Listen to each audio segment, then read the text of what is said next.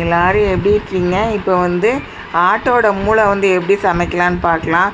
அதுக்கு ஒரே ஒரு ஆட்டோட மூளை ஒன்று எடுத்தாச்சு. அந்த இதில் இருக்கிற அந்த நரம்பெல்லாம் இருக்குது, அந்த ரத்த நரம்பு அதெல்லாம் வந்து எடுத்துருங்க.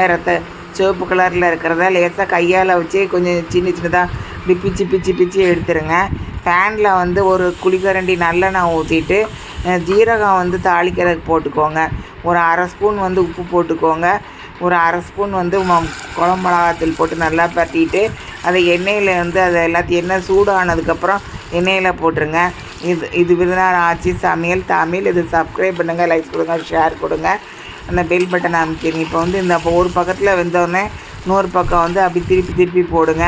திருப்பி போட்டுட்டு அதுக்கப்புறம் வந்து நல்லா 2-3 நிமிஷத்தில் வெந்தோடனே அதுக்கப்புறம் கேஸ் ஸ்டவ் ஃப்ளேமை ஆஃப் பண்ணிடுங்க. குழந்தைங்களுக்கு கொடுங்க, பெரியவங்களுக்கு வந்து ஒத்துக்காது. நன்றி.